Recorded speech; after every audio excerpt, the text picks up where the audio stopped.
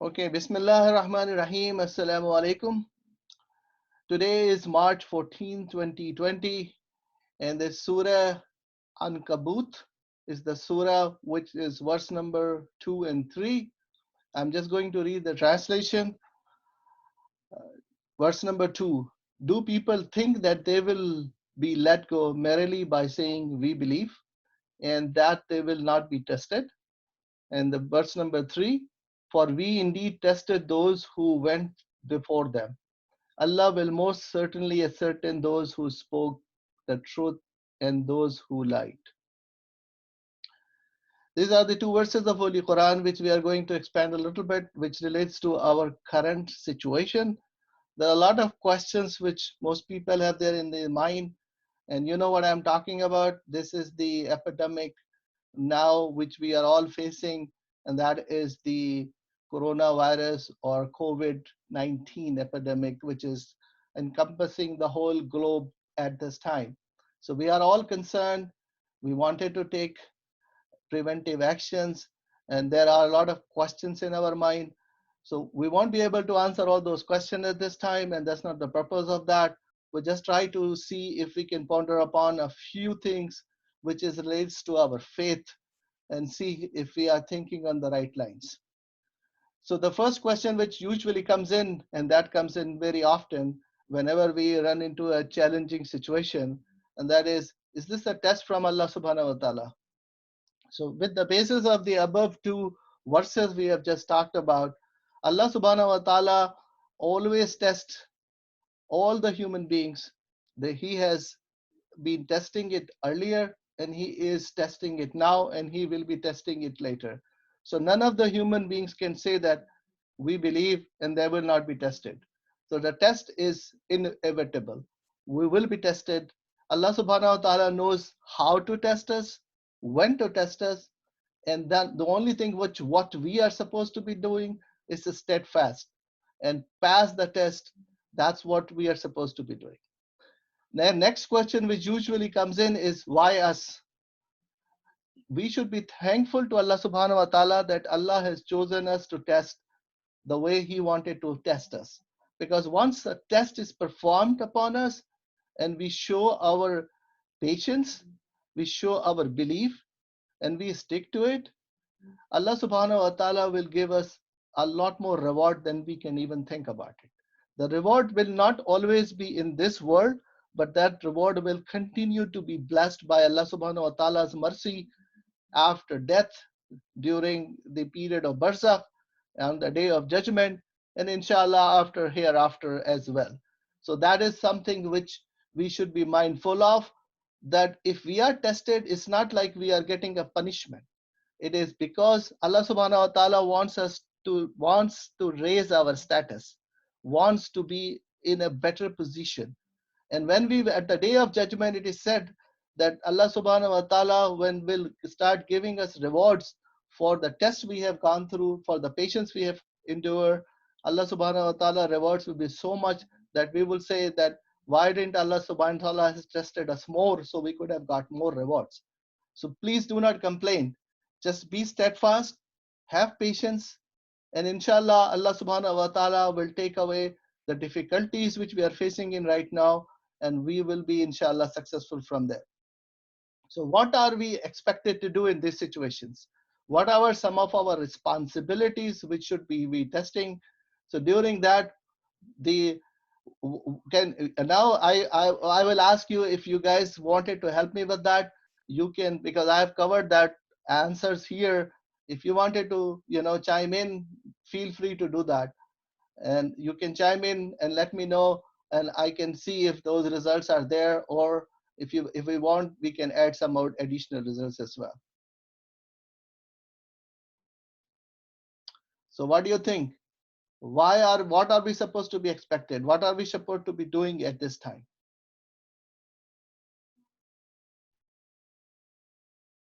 We should read our namaz and be consistent with that. MashaAllah, that's good. Well, namaz is something which we are supposed to be doing anyway because that's a wajib. We should always be particular about it, on time, on the first, whenever the time comes in, we should be offering our prayers. We should be fasting as well as much as possible. If there is no wajib fasting at this time, because this is not the month of Ramadan, but we still can fast as a mustahab fast. So those are the methods which we should be doing. But in addition to that, there are some other things which we should be doing. That's one thing which we usually get into in difficulties. The first thing which we always look for is tawakkul on Allah subhanahu wa ta'ala. What does tawakkul mean? Qasim, since you answered a question, I'm going to ask you that. What is the meaning of tawakkul on Allah subhanahu wa ta'ala? Is that to have faith in Allah subhanahu wa ta'ala? Faith on Allah subhanahu wa ta'ala. Allah subhanahu wa ta'ala will give us sustenance. He's the one who protect us. He's the one who guide us. He's the one who give us risk. So all is coming from Allah subhanahu wa ta'ala. So our faith should not be shaken. And you have seen, and I'm sure everyone has seen this situation in the whole country when the people are like hoarding stuff. They're going to supermarkets, they're buying everything possible they can, thinking that there will be the no next day. It is now or never. Buy everything which you can possibly on, because the faith of on Allah subhanahu wa ta'ala is kind of shaken. There are people who have probably have no faith, or they have very little faith. So we need to look up our faith. Do we have faith on Allah subhanahu wa ta'ala? Are we having tawakkul on Allah subhanahu wa ta'ala? It doesn't mean that you don't take precautions, you don't take right actions. If you need to buy medicines, if you have to buy a little bit food, do that. But do not overstock yourself. Do not try to buy everything right now. So this is a kind of a situation which we are being tested for. So we need to have tawakkul Allah subhanahu wa ta'ala. People could be normally being concerned that what if the food run out? What if I don't get anything next week or next month or 2 months later? Have some faith on Allah subhanahu wa ta'ala. Have tawakkul on Allah subhanahu wa ta'ala. Allah subhanahu wa ta'ala will help us in ways which we could not even imagine at this time. Okay, so I am going to move this as well, and we'll see. The next thing we should be doing is follow the instruction of the authorities. The authorities like WHO or your local authorities, they will giving you instructions how to deal with the situation. Deal with it. Follow the instructions. Don't follow on all the advices which are floating around WhatsApp group and Facebook or whatever, words of mouth, because those are not authentic resources. Try to follow up authentic resources, because that's the way we will be passing through this difficult time. If they tell you to wash hands, and that is a general, you know habit we should always be doing, washing hands on a regular basis, cleanliness, these are the steps which we should be taking it out anyway. Being a Muslim, we're supposed to be clean, because you know what, that we have to be clean, not only you know physically, but spiritually as well. The next comes, this is a very important point which I have just written here: taking care of each other. We know that in this community where we live, there are people who have not that many resources. Maybe there is an elderly living in the community. Maybe there are neighbors. Maybe someone you know, they got sick. They have small kids, and they may not be able to get to the food or medicines, and if they need help or treatment. So what I would suggest, and strongly suggest, we probably should make up a group, WhatsApp group, or we can use this group where we are, just to check with each other, find out if they are okay with, if they need any help, if they need any supplies.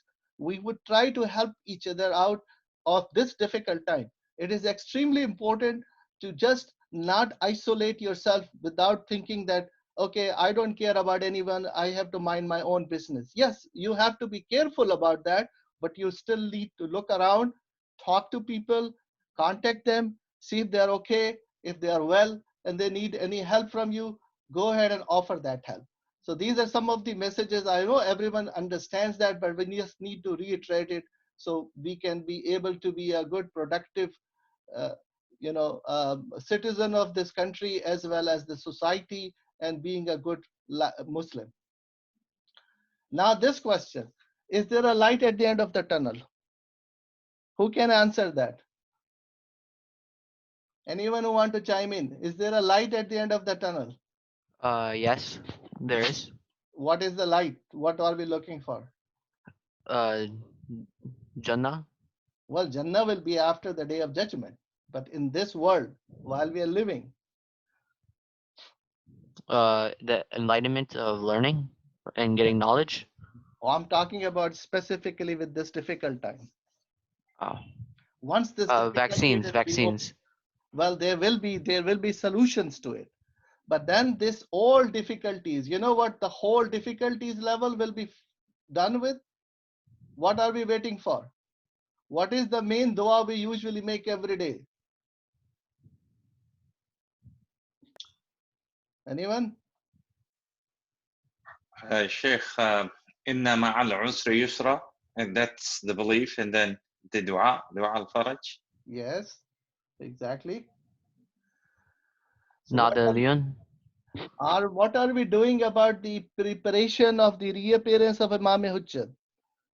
People would say about the science, but beside the science, are we ready for that? Are we preparing for it? Have we done anything which would help the cause of Imam alayhi salam? These are some food for thought. We're not going to discuss that. This is not the topic we are discussing today, but just food for thought. Think about it. If we have not done anything, just start thinking about it now, because this is the time when we should be start thinking on it on real terms. Take some actions, and those some of the actions which we already discussed about taking care of each other. Take Make sure that all the communities, because he is coming for having the justice done to the whole universe. And now look at the whole global situation at this time. We are all seeking for justice. We all needing help from Allah subhanahu wa ta'ala, and through the elected, his nominated representative, who our Imam Hujjat Ajjallahu ta'ala Faraju Sharif. Inshallah, that day is close. Inshallah, that will come soon. So we should be ready for that. So these are some of the topics which we should be looking for, inshallah, and that's then getting ready for it. So now before we move on to the topic, I wanted to talk about here on the options of the next week class. So next week is Saturday again. We can have option number one, which is 5 p.m. to 6 p.m. or 6 p.m. to 7 p.m. Those are the two options I'm listing here. But then I can talk about other options. So now before I go further, I would like to ask you if you are going to vote for option number one, which is here, Saturday, March 21st. If it's okay with you, please raise your hand so I can count the number. If not, I have other options on Sunday. If Saturday is not a good option, don't raise your hand. Okay, so 5 to 6 is good. Okay, how many?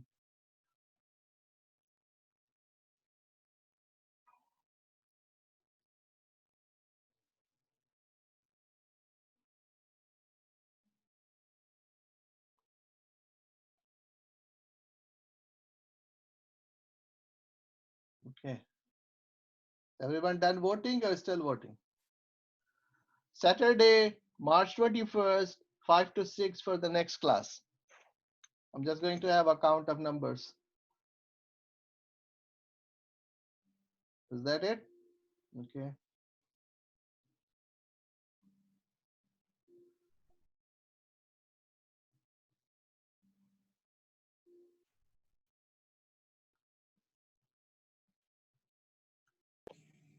So 1, 2, 3, 4, 5, 6, 7, 8, 9. So I got 9 votes for the first option.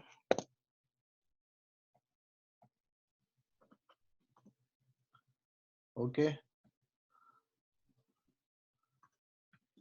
So now if you have already voted, please don't vote again for the second option. So please put down your hands now. Put down your hands, all of you, please. All of you, please put down your hand.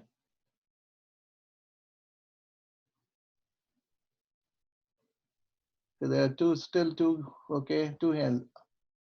Qasim, put down your hand first. Okay, we are good. Okay, if the Group of brothers and sisters who haven't voted earlier, if they wanted to vote for the second option, please do that now, between 6 and 7 on Saturday, March 21st.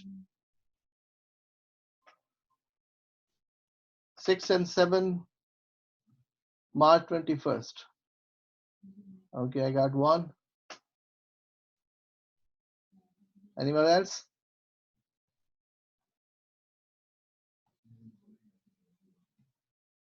Two. Okay.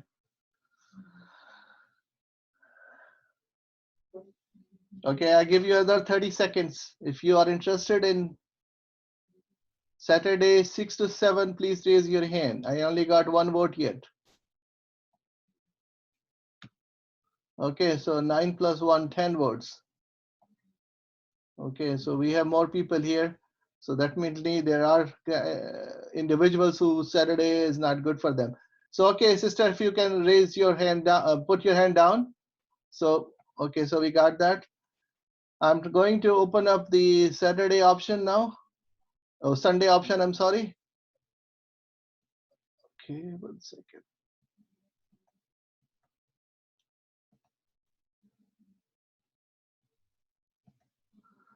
Okay, March 22nd, Sunday. And I am going to open up 5 to 6 now. The ones who have not voted, 9 and this is 1. So ones who have not noted or voted earlier, they have two options again on Sunday.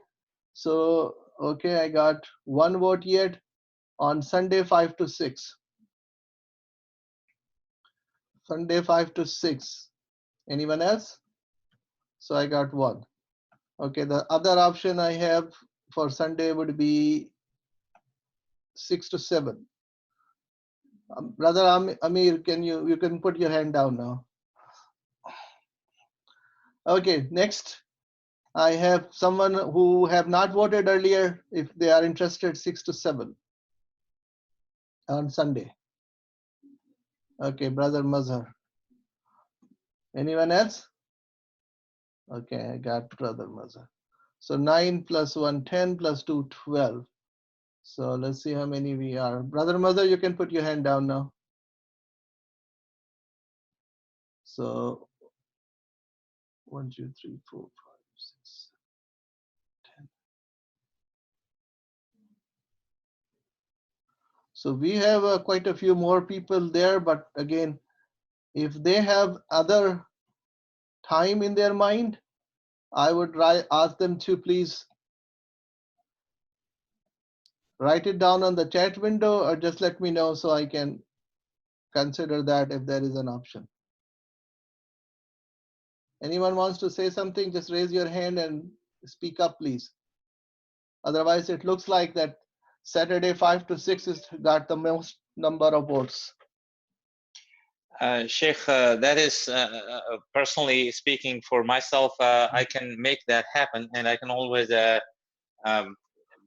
be able to listen to or the recording. But we have class on Saturday and Sunday. At least I know Amir and I have classes on Saturday and Sunday. But that's in the 11 or 12 o'clock, right? One of the classes changed the time from 12:30 to, I believe, 1:30 or 12 to 1:30. Okay. So just FYI. I see. But I am fine. The majority or whatever you guys decide, I'll go along with it. I just expressed the options that you gave me. I appreciate that. Thanks for letting me know. We'll see if we can change it later. But for now, it seems to be 5 to 6 seems to be a better option. But that's only for the next week. I'm going to ask another question right now. Would you be interested in continue with these online classes discussion? This is a general question, and I want everyone to answer that. If you want to continue with that, please let me know or raise your hand so I can see if there are people interested to continue with these classes. We can adjust the time as appropriate. And I would also like you to just set me in the chat when, later on a WhatsApp group about topics which you would be interested. I was planning to finish up AQAID and move on to the other topics, but if there is any compelling topic which you would be interested in, great. Thank you very much, brothers and sisters. I saw the hands raised. That's quite a bit of numbers up here already. So I appreciate all your interest and raising your hands. So you can put your hands down. I already have counted for that. So other topics, if you're interested, please send me in the chat window, or not chat window. Send me on the WhatsApp group. WhatsApp group would be better because chat window would go away later on. I won't have a record of that. So I will appreciate if you can do that, and we will go from there, inshallah, for the future. Not for now. Okay. So let's quickly come to the topic which we wanted to talk about. I have spent about 23 minutes already. I'm not going to finish the whole topic today. So we will see how much we can go so far, and we will try to before I begin this topic, I just wanted to, make a statement that there are some of the brothers and sisters who have been with these courses of, on Tawheed for a while. Many core classes they have attended. So some of the topics which I'm going to cover here may looks like a repetition for them, but just bear with me. We are going to come up, some other results, hopefully, which would be helpful in order to understand Tawheed in a different manner. Obviously, there is so much to talk about Tawheed, which we haven't covered everything. And inshallah, Tawheed and Shirk goes together, hand in hand. If you know, understands the Tawheed, easier to understand Shirk and remain away from that. See, we may not be able to get into Shirk that much today, but probably next class. So I'm going to quickly go with this topic of Tawheed. So I'll start with the Surah Tawheed. I hope everyone knows which Surah Tawheed means. Qasim or Askari, one of you can answer that. Uh, what Surah is Surah Tawheed?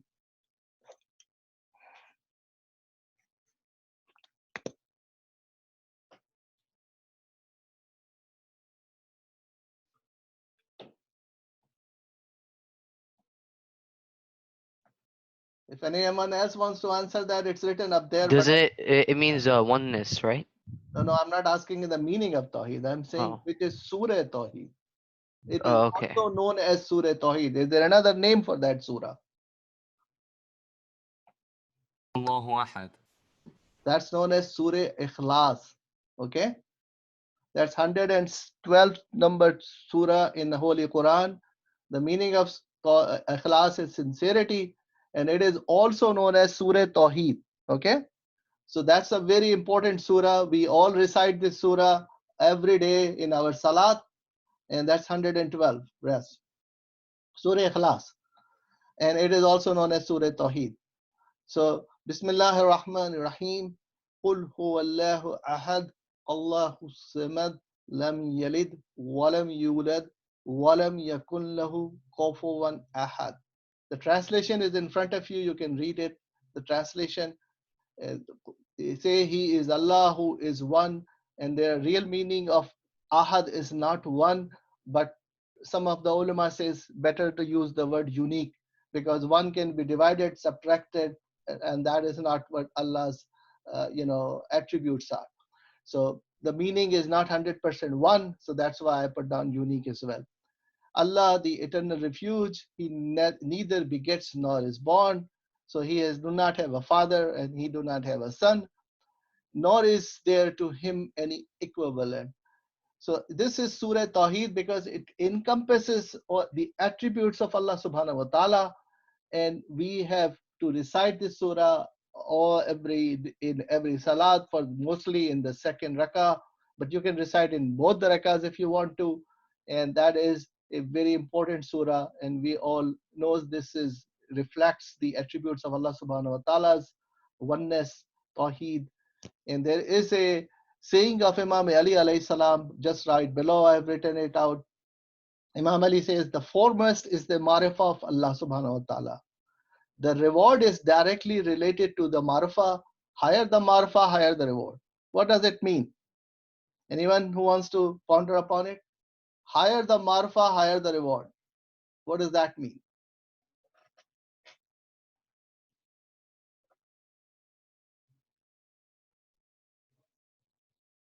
Please feel free to say something.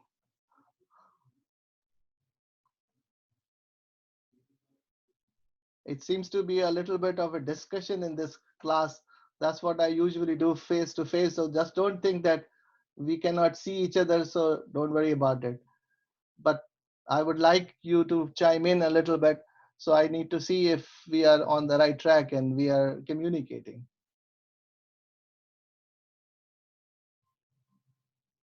Anyone? Haj Hassanin, can you hear me? Yes, brother. Okay, this is just my first time, but I mean, making a comment. I just wanted to chime in, like you said. I don't know. Please. You said higher ma'rifah, higher knowledge. Like, sorry, is it higher knowledge, higher reward? I don't know. Higher marufa, higher the reward. Ma'rifah is knowledge, isn't it? Like, the more knowledge, the more reward. I don't know. Well, the meaning here, what it means is the reward, ma'arifa of Allah subhanahu wa ta'ala. If one knows the ma'arifa of Allah subhanahu wa ta'ala and have more ma'arifa of Allah subhanahu wa ta'ala, the reward will be increasing manyfold, in fact. So that what it means is, if you boil down to it, a person who do not have a good grasp of Tawheed or understanding of Allah subhanahu wa ta'ala attributes, and the person who is, let's say they are praying 2 rakat of prayers, one person who has a very basic knowledge of the marfa of Allah subhanahu wa ta'ala, there is a X amount of a reward for that person. Obviously, that person is doing their obligation, which are wajib upon them, which they are doing it, and they will be getting a reward for it. But on the other hand, there is another individual who has a higher ma'rifa of Allah subhanahu wa ta'ala. The quality of the prayers will be different from that person, because the relationship this person would have with Allah subhanahu wa ta'ala during the prayers would be so higher and so deep and so connected that that person will have getting additional rewards for that. And that is what it means here by Imam Ali alayhi salam. What he says is, the importance is to understand the marfa of Allah subhanahu wa ta'ala. So we would be, we are asked to seek knowledge all our life, from the beginning of our life to the end of our life. We are asked to seek knowledge. So what knowledge means is, the first and foremost is the marfa of Allah subhanahu wa ta'ala.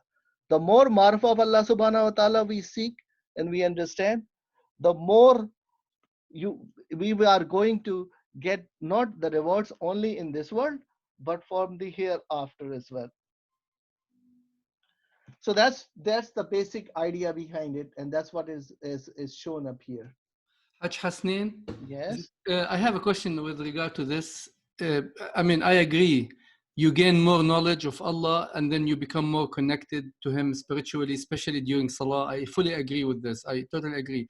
But however, maybe my question is, as engineers and doctors and politicians and all of that, those people probably don't have the time to dig in and acquire more knowledge of Allah like religious scholars. I'm just wondering, how does one go about gaining more knowledge as he's going about his other responsibilities? Brother, that's a very good question you have asked, and I'll try to address that.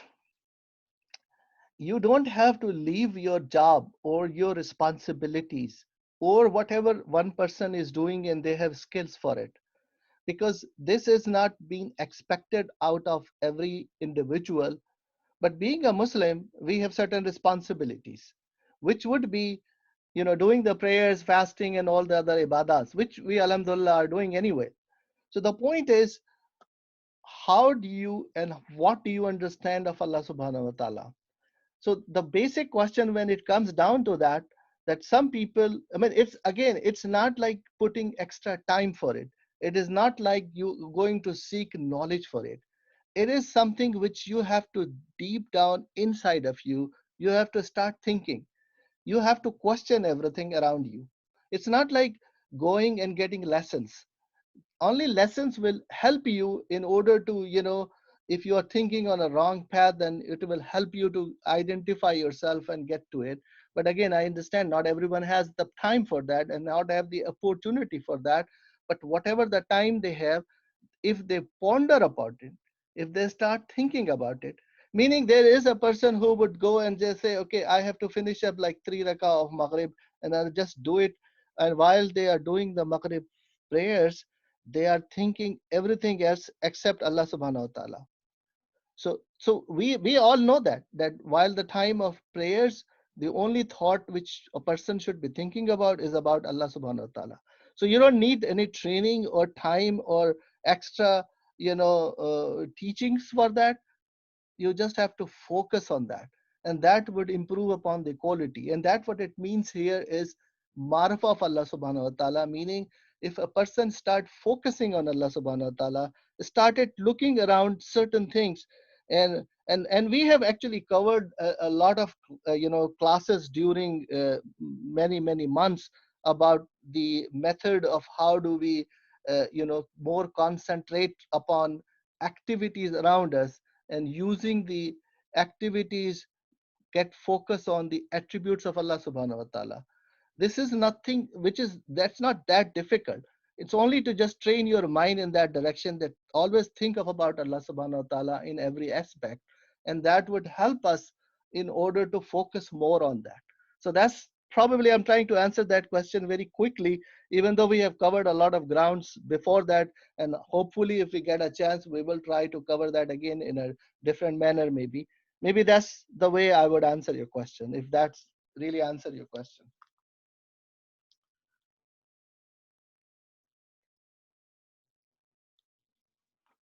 So yeah, it's a good explanation. Yes, thank you. Okay, thank you.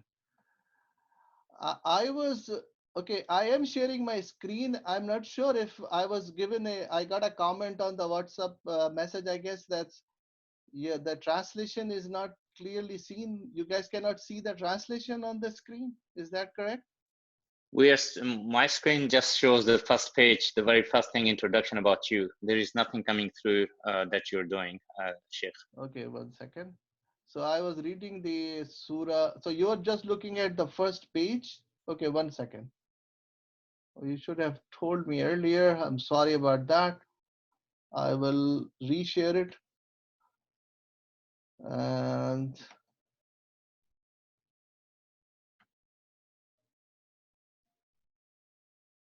can everyone see now?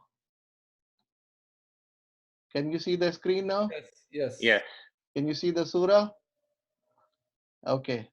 I'm sorry about that. I probably have started sharing this document. In my mind, I was sharing the whole thing, but again, and I apologize for it. Now this is the Surah Tawheed, and I thought that it is written on the screen, and no one ever told me that I am sharing still the whole old, topic where the agenda was given and all that. Sorry about that. So, Haji Hasnain, yes.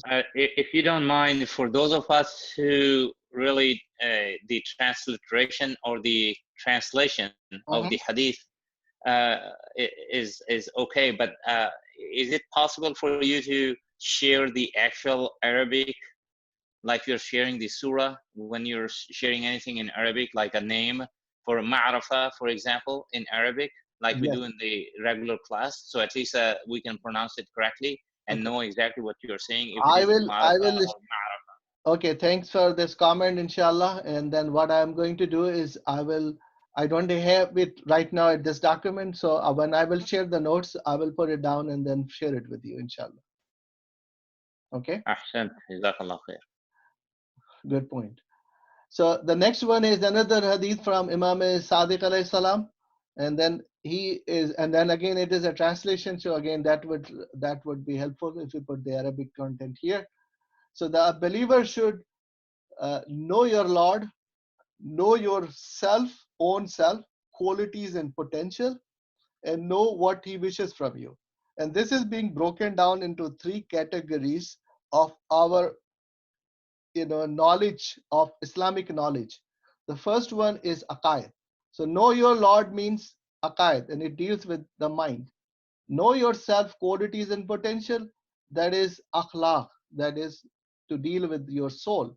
And the last one is know what he wishes from you, Allah subhanahu wa ta'ala, what he wishes from you, that would be ahkam, and that relates to our body.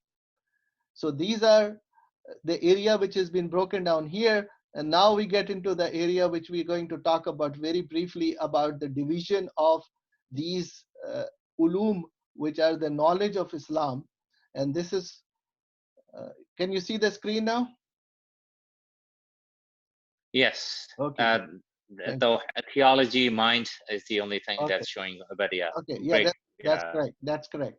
I have actually put down all the three groups. These are the three major groups of Islamic knowledge, and this is how the things are being taught in Hausa as well.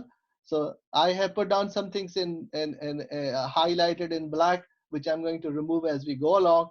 But the point which I wanted to make here is just to focus on the three basic branches of the knowledge of Islamic knowledge in a way. And I am sure the brothers who are studying with the Hausa program, they know it very well and understand that. But we all have to have a basic understanding of that. And we hear these words off and on, but sometimes we don't understand that clearly, and we don't understand what is it relates to, why are we referring to these words. So just very high level overview of those groups of the knowledge which we are talking about today is AQAID. AQAID means the theology of that, and it deals with the mind. And I have some more details about AQAID later on. I will talk about a little bit more detail on it. The next one is Ahkam, which is also known as fiqh as well. These are the Islamic laws, and they deals with the body of a human being. The next one is Akhlaq, which are known as Islamic ethics, and they relates with the soul of a human being. And these are the first one, the theology. These are the set of beliefs. So these beliefs are obviously deals with the mind. There are set of rules which are dealing with the body, and then there are virtues of the soul. So how can you improve your soul? What are the things which one person should be doing to improve upon souls? So these are the bigger classification of the basic division of the knowledge. What it talks about, it has to be, you have one person who is working on their basic beliefs, which is convinced by logic using your mind.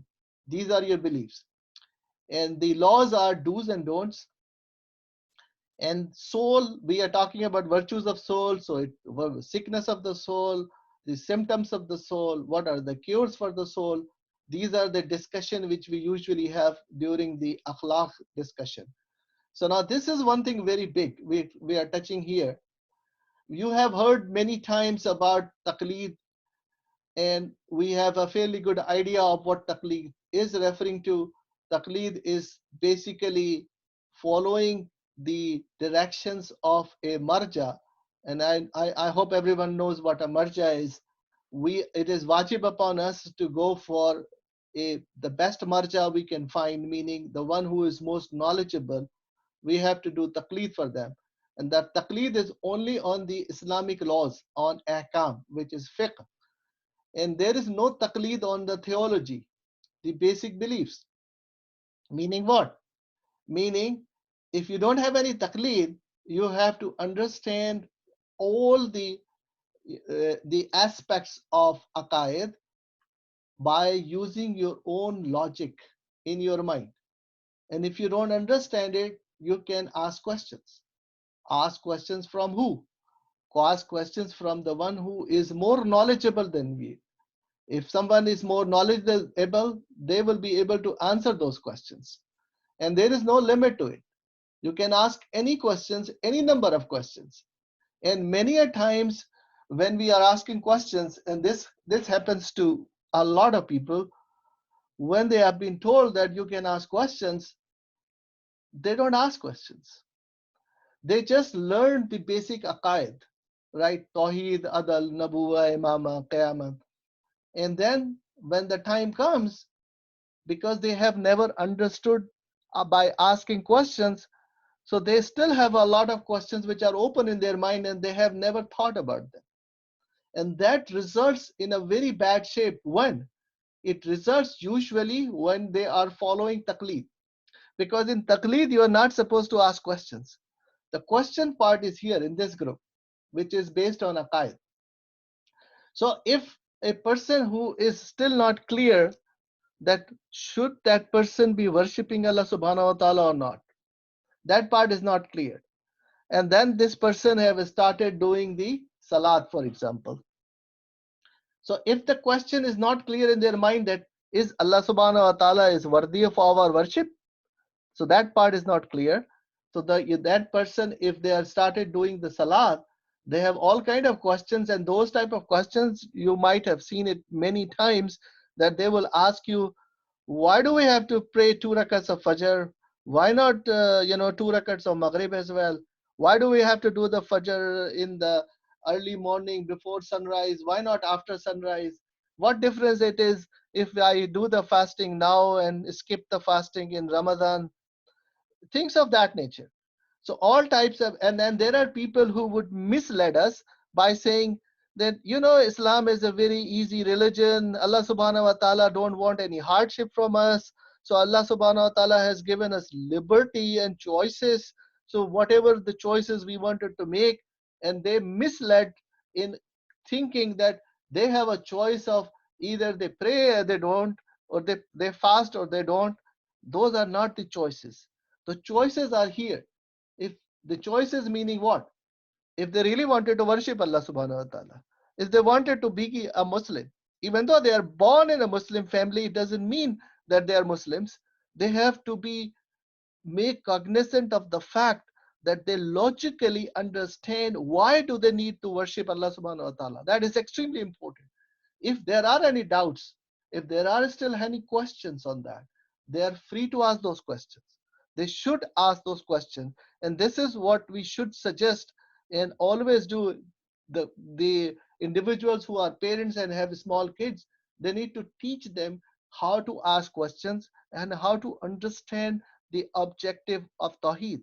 If the child would understand the meaning of Tawheed and they know why to worship Allah subhanahu wa ta'ala, and all their questions are asked, then there are no discontinuity in their mind.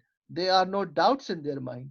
And if you ask them now to do taqleed and follow the marcha and do the salat, they will definitely have no questions of why. Because those are why if questions are already being answered here in the group of AQAID. Once that is clear, the logical explanations are given, then the point comes in for the ahkam, and they would not have any problems following that, because once you are in the fort, and this is the example which I usually give, is you have a choice of boarding a flight.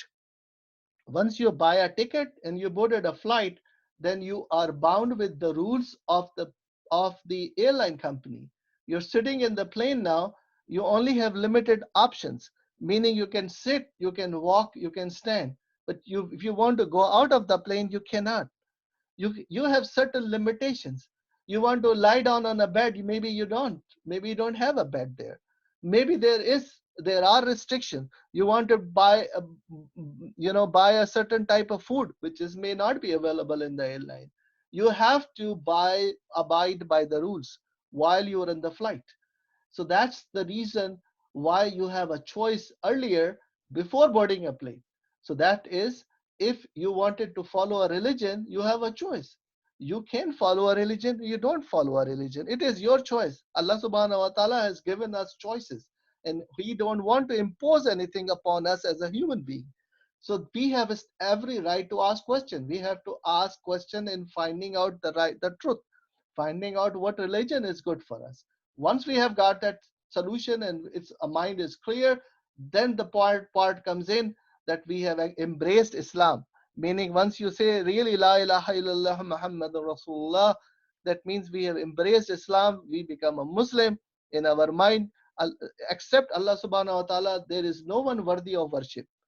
And then once we have accepted that with logic and understanding, then it is easier for us to follow directions. And we will be happy to do that. We will be glad to do that, because we know that we are worshipping to Allah subhanahu wa ta'ala on our own will and desire. We are not forced into it. And once that is clear, the things are really, really, really make up to it. Meaning, once you are praying, this is what we were just discussing a minutes ago, about a person who is praying with the marfa of Allah subhanahu wa ta'ala, with the understanding of Allah subhanahu wa ta'ala, and the reason why he is praying for Allah subhanahu wa ta'ala. And then when this prayer will come in, that would be a different stage of prayers. That person will be in a different state of mind. That person would be love to meet with Allah subhanahu wa ta'ala, because praying is like meeting Allah subhanahu wa ta'ala. Reading Quran would be like communicating with Allah subhanahu wa ta'ala. Those things will not be a burden. It doesn't look like a burden to them. They will be happy and glad to go worship Allah subhanahu wa ta'ala. So things will start changing, and that would be the case which we are expected to do. So now the akhlaq. Akhlaq is over and above the ahkam. So now what is it? Is we say this is red line. What is red line means? Ahkams are red lines. Meaning what? Meaning this is the minimum requirement for someone to follow that. Because if we do less than that, that means we are crossing the red line. And we are not supposed to cross the red line, because if we do, that means either we are not fulfilling our wajibats, or we are indulging ourselves in haram, or which is a sin. So in order to prevent ourselves from the sins, we have to stand behind the red lines. And that is what is between the hukukullah, meaning all the prayers, all the worship which deals with the red lines.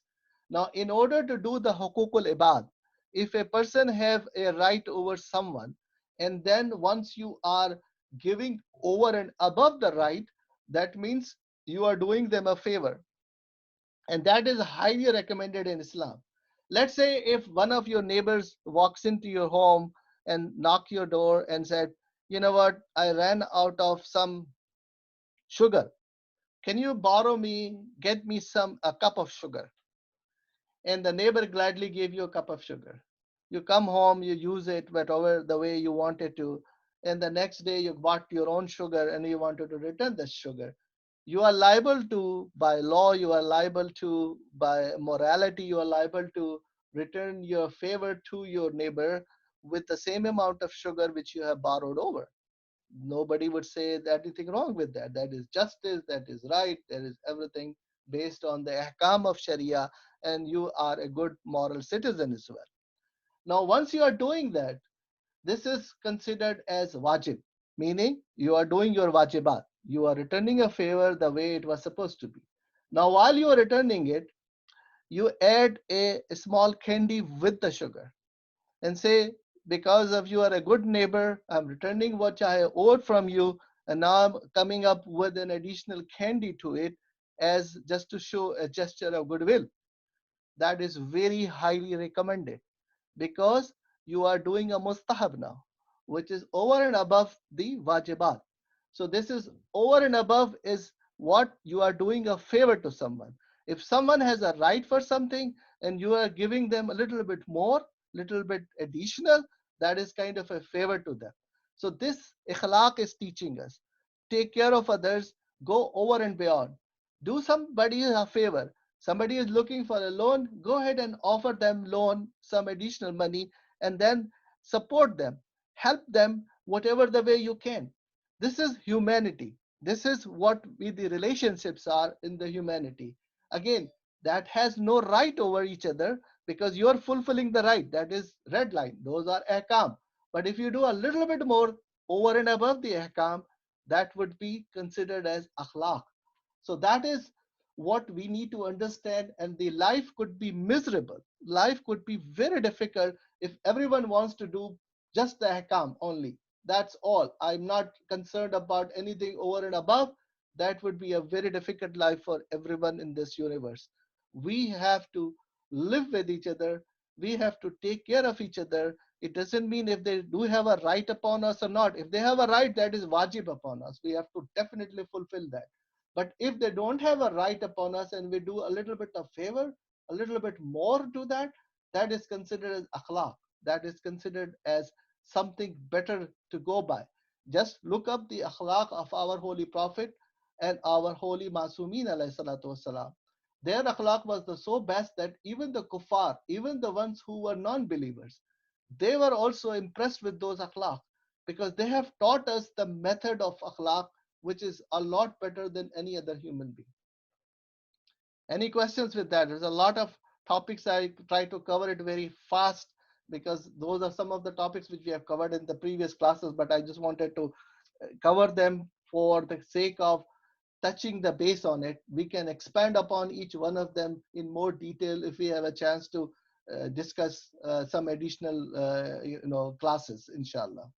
So any questions on this topic before we move on?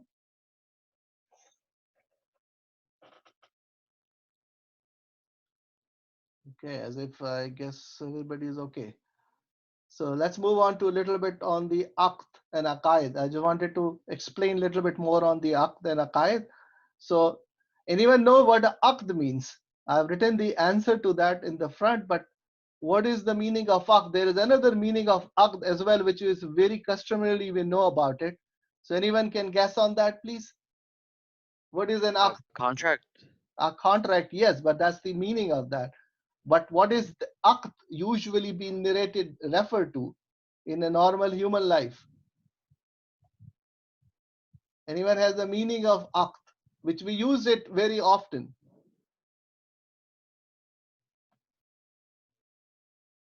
For marriage? Sorry. Yes, exactly. You're right, 100%. Yes, marriage. Marriage is what? Marriage is also a contract, right? Between two people, two parties have a marriage contract, and that is known as aqd. There another meaning of aqd is known as is also not. That is the, I hope you are Arabic, you know better than me. So aqd is a knot, which is a contract. So in two partners, when they make a marriage contract, that is usually known as aqd as well, because that is a contract between two parties.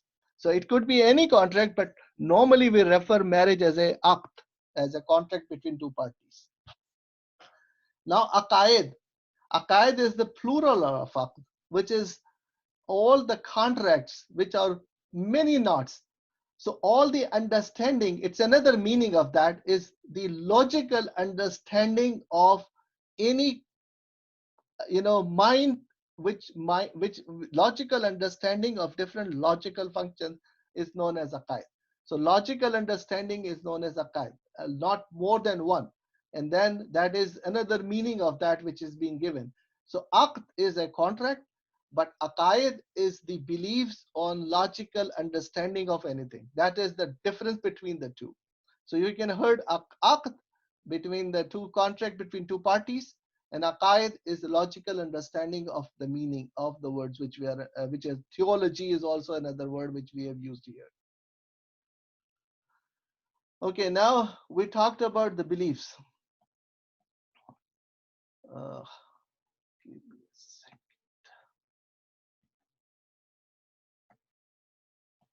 Okay.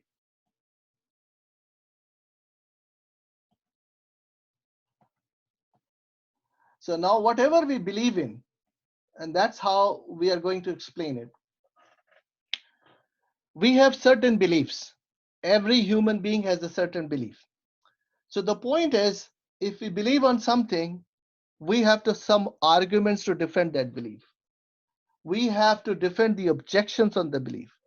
What does that mean? Meaning, if someone says that I believe on one God or the only God, and then if there is no argument to support that, if somebody says, okay, why do you believe on one God? Or why do you even believe on a God? So, do we have arguments to support that? That should be the question we should be asking upon ourselves. If we don't, that means maybe our belief is not right. Maybe we don't know what we are thinking about it.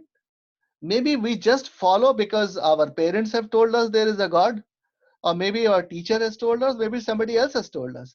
We just accepted it, but we don't really believe on it. Because if we do, we should have an argument to support that belief. And if there are objections to that belief, because if somebody says, okay, how do you prove there is a God? And that person says, oh, I don't believe on it. How do you prove it, and how do you defend your belief? Those are the questions we should be asking upon ourselves. Okay, these are the topics we will be covering, inshallah, on the Tawheed discussion, because that is extremely important and we need to understand that. So I'm just giving food for thought here, because these are the topics we need to understand and explain. And now these, if we wanted to test ourselves, Do we really believe on it, or do we understand the belief? These are some of the questions we should be understanding very clearly. So I am going to do a litmus test.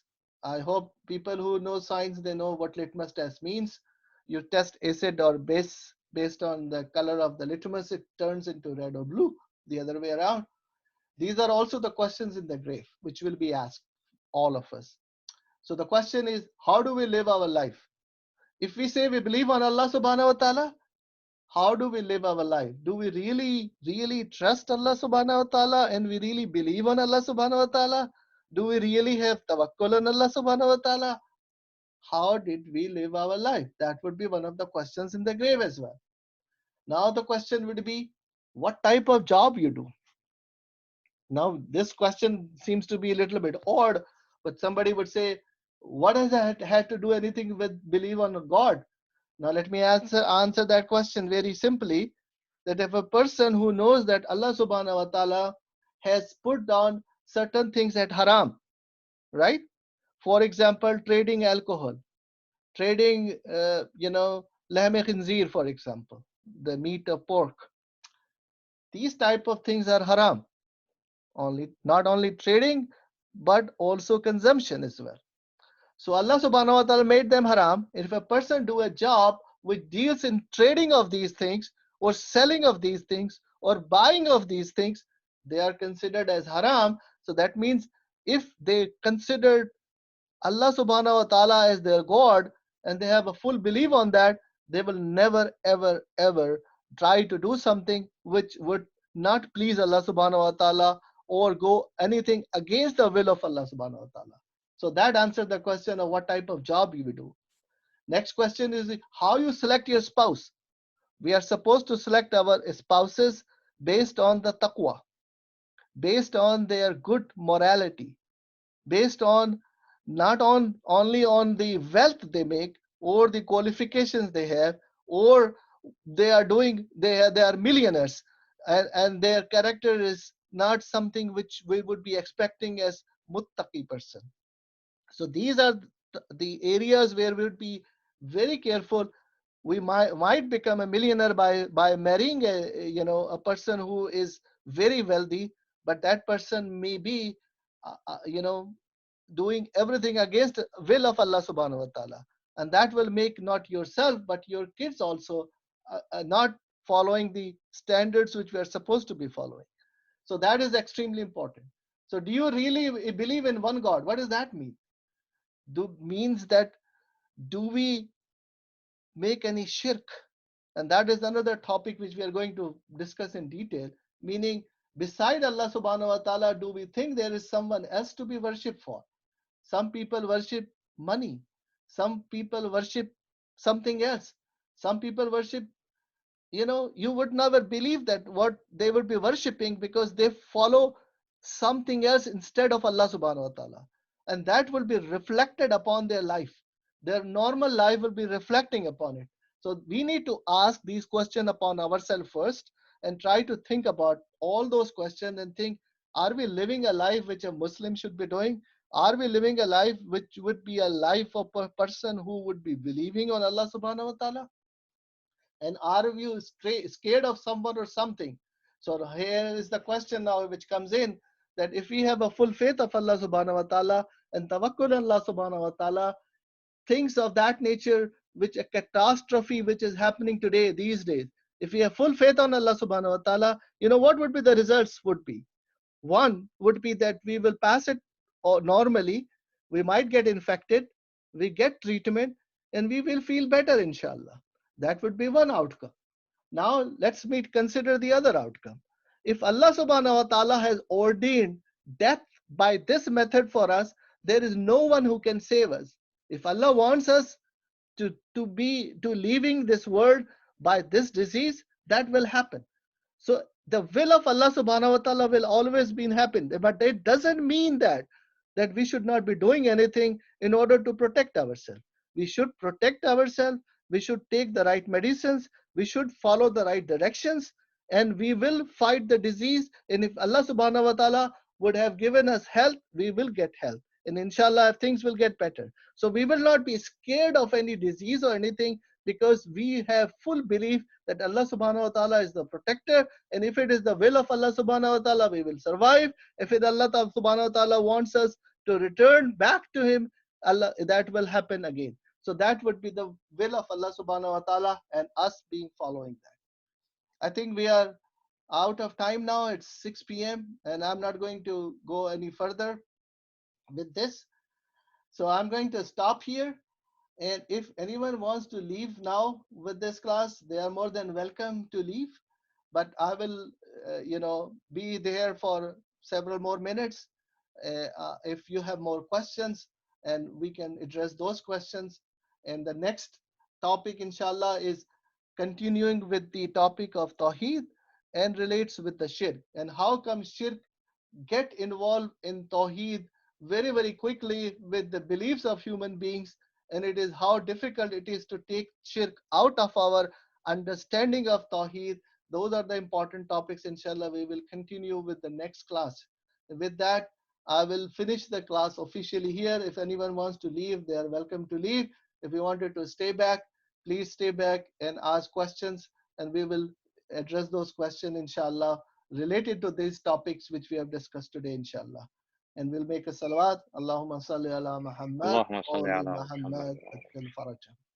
اللهم صل على محمد وعلى محمد وعجل فرجه. Sheikh, I sent the question in the chat box, and I guess if there is time and you would like to tackle it, or we can tackle it next class. Jazakumullah khair.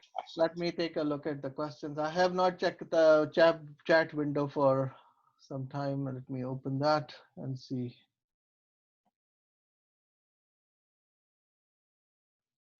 Okay.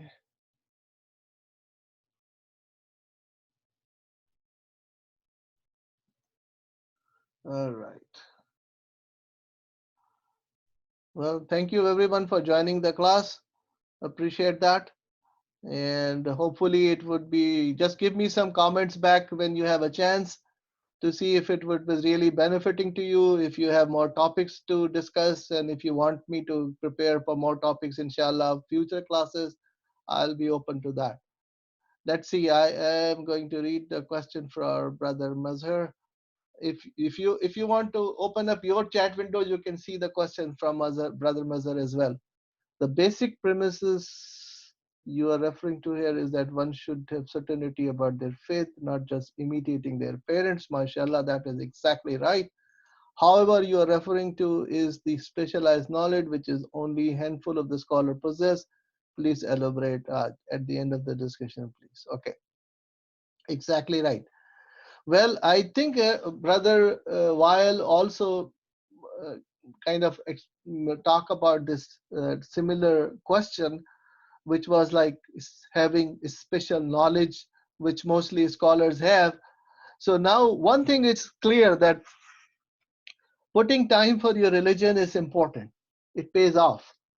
Meaning, if a person devote themselves on the cause of Allah subhanahu wa ta'ala and try to learn the knowledge of seeking marif of Allah subhanahu wa ta'ala in order to progress themselves, in order to get closeness to Allah subhanahu wa ta'ala, definitely there will be a high reward, not only in this world but hereafter as well. Having said that, most of our scholars would have spent their whole life, 40, 50, 60, 70, 80 years of their life devoted only to the cause of Allah subhanahu wa ta'ala without thinking about the worldly affairs.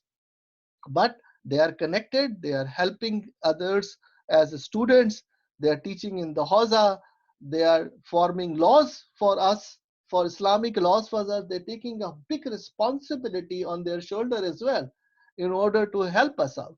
So definitely their level of understanding the religion is extremely, extremely, extremely very high, and that they will be rewarded for that. And they are also considered because they are during the ghaiba of Imam Hujjat Ajallah Ta'ala Faraju Sharif, they are the ones we are supposed to follow them. This is the hadith of our 12th Imam as well, that during the time of his occultation, which is the ghaiba, they are hujjat upon us because they have a very high standard. They have a very high marfa of Allah subhanahu wa ta'ala. So obviously, each one of us is very highly recommended to progress on those lines, but we have also other, you know, responsibilities in a sense that we have to take care of our family, we have a job, we cannot fully dedicate our time to the learning of the ulume Ahl al-Bayt alayhi salatu wasalam. So whatever the position we are, and Allah subhanahu wa ta'ala knows best, He's the one who will give us the reward. So if we are doing our jobs, meaning we are sustaining ourselves, our families, our responsibilities, in addition to that, we are always seeking closeness to Allah subhanahu wa ta'ala. Even if we are doing our jobs and the objective is seeking closeness to Allah subhanahu wa ta'ala, even doing the job will also count as a reward. Even if we are seeking knowledge to getting closeness to Allah subhanahu wa ta'ala, that will be a reward. So it's a continuous reward. The whole life can become a continuous reward for ourselves if the objective is to seek closeness to Allah subhanahu wa ta'ala. And that is what is marf of Allah subhanahu wa ta'ala. We understand fully that Allah subhanahu wa ta'ala is the only one who could be worshipped. There is no other than Allah subhanahu wa ta'ala who is the giver. There is no one who can, who is the, you know, who is the guardian for us, who we can tawakkul on. So if those things are clear in our mind and we ponder upon it every day and night upon it, we will be away from sins. We will be away from disobeying Allah subhanahu wa ta'ala. Our whole focus of attention would be if my this act will give me closeness to Allah subhanahu wa ta'ala, or am I going to do this, God forbid, taking us me away from Him. So those would be our objectives. Those will be our focus point. And once you have a focus point, you don't listen to anything else. Let's say, I'll give you an example. Let's say from my home, my airport is, let's say, 25 minutes of drive, right? And I am short on time and I am supposed to be at the airport for the flight. And if I don't get there on time, I'm going to miss my flight. This is, I'm giving you a worldly example, and it happens to all of us many, many times. Now, while I'm driving on the freeway, my job is to drive safely, one, be in the speed limit, second, protect myself and the others whom I'm driving with, three, I have to be on time at the airport. And I am out of time because there is a lot of traffic. So my focus is towards how soon can I get to the airport with using all the right methods of going there. I cannot fly, I'm in a car, I have to drive, but my focus is there. So I am not paying attention anything which is going on. Let's say there is something going on the side of the street. There is a joker doing something, and there is a police car chasing someone, and there is somebody who is running on the side. I am not interested. I will not even look at them. My task is focused. I wanted to get to the airport on time and before I don't want to miss the flight. My mind is so focused. I'm not looking up anything which is a distraction for me. I am very much focused on that. And if that is the case, if we are doing the worship of Allah subhanahu wa ta'ala, that because we wanted to seek closeness to Allah subhanahu wa ta'ala, my mind is only focused towards Him, and I'm not even looking around anything else. And this is the example which normally is being given when you are a place where, let's say, there is a background music is running and you don't want to listen to the music. So you focus your mind towards Allah subhanahu wa ta'ala, and believe me, that has happened, and I'm sure everyone else have tried it also, that you are not hearing that music anymore. If you are focused to Allah subhanahu wa ta'ala, you can train your ears that you don't want to hear the music, and then and this music will disappear from your ears. You will not be hearing it. Give you another example. If sometimes in a class, and the students, if there are any, can relate to that more easily, you're sitting in a class and your mind is somewhere else, you're thinking of some other activities, and your teacher is delivering a lecture, and suddenly the teacher comes to you and asks, Mr. X, what is the question I have asked you? What was that topic I was just discussing? And you have no clue because you are not listening to the teacher. Your mind was somewhere else. You, even though physically you were there, your ears were there, you were not listening to it. you are somewhere else. That is possible. A human being can train themselves in order to focus that towards such attention that they would not hear anything different, they would not see anything different, they would not distract themselves from the focus point. And that is a possibility. So that is what is high level of marfa, and that each one of us can do that. This is getting closeness to Allah subhanahu wa ta'ala. Did I answer your question, brother Mazhar? Yes, Sheikh. Jazakallah khairan ahsant. Barakallah feek. Okay, any other questions? Anyone? I'm just going through the chat messages one more time to see if I can find any questions. What is Maria? Marfa. Okay, Marfa. I think we already talked about Marfa, about the cognizant of the fact of Allah subhanahu wa ta'ala, understanding of Allah subhanahu wa ta'ala, closeness to Allah subhanahu wa ta'ala. These are all the attributes which seeks closeness to Allah subhanahu wa ta'ala. So understanding of how we do the closeness to Allah subhanahu wa ta'ala, that is kind of marfa. That is the level we need to understand ourselves. And as we just talked about a little bit earlier about how we can develop that. And that is very easy and very simple. We will cover that in more detail, inshallah, in our classes of Tawheed if we continue more classes, inshallah. So with that, any other questions before I sign off? Okay, so we will meet again, inshallah, at the same time, same day, with the same method of going through that, inshallah. And once again, I request you to please give me your feedback in the WhatsApp group, as well as I would like you to please send me some more topics which you wanted to discuss about after finishing up Tawheed. So inshallah, we can ponder upon that. With that, thank you again, everyone, to join the call, especially to the brothers and sisters who have joined like an hour ago when they got the link from WhatsApp. And this, I will make this link a permanent. So I know this time which we have spent in, 15 minutes earlier in order to make ourselves acquainted with the new system of Zoom. Inshallah, we'll try to save it in the future.